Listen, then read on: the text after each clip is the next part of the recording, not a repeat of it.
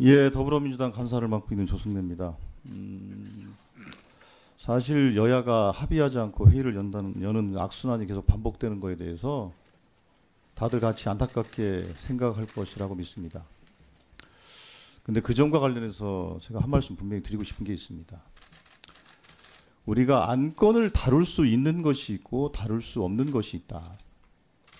자, 지금 국민의힘에서 요구한 현안 질의 내용을 보면 예, 그 심각성이 뭐 얼마나 심각하고 또 결과가 어떨지는 알 수는 없습니다만 개별 보도 내용에 대한 현안 질의를 하자고 하는 것입니다. 그것을 가짜 뉴스로 규정하고 그것이 국기를 문란하는 또 심지어는 1급 살인에 해당하는 극형에 처해야 된다는 그런 요구 주장까지 하면서 개별 보도에 대한 현안 질의를 하자고 주장하는 것인데 저는 이 안건의 부당성에 대해서 말씀을 드리고자 합니다.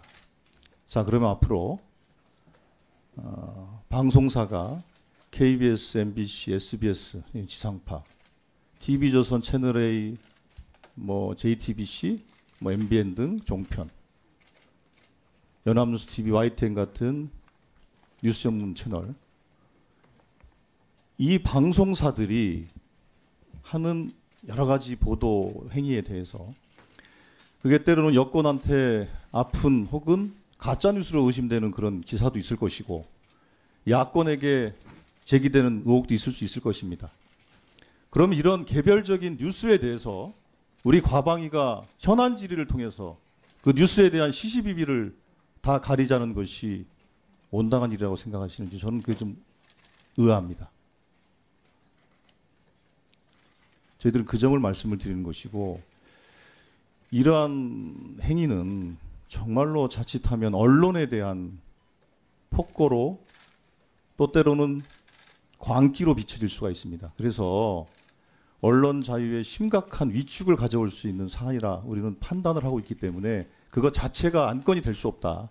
그렇게 말씀을 드리는 것이고 두 번째로 다행히 위원장께서 뭐 안건 없이 회의를 여섰습니다만 지난번에 8월 31일 날 저희들이 단독으로 결산을 소집 요구를 했을 때 말씀하신 것처럼 여야 간에 합의되지 않은 안건이 합의되지 않았기 때문에 회의를 열 수 없다는 그런 원칙에 대해서는 위원장님께서 앞으로도 그 원칙을 잘 지켜 나가시길 바라겠고 지금 우리한테는 여러 가지 현안들이 있습니다. 어제는 MBC 권태선 이사장이 다시 복귀되는 일도 있었지 않습니까? 찍어내기, 해촉, 면직 과정들에 대한 부당한 불법성들에 대한 확인은 또 해야 될 것이고 여러 가지 사안들이 많습니다.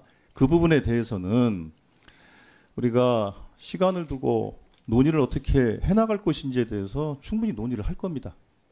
그런데 저희들은 그 개별 보도에 대한 시시비비를 가리자는 이런 사실상 언론 보도 검열에 해당하는 그런 안건에 대해서는 수용할 수 없다는 점들을 다시 한번 분명하게 말씀을 드리겠습니다.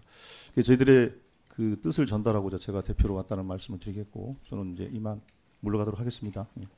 예, 조순영 간사님 좀 들어보세요.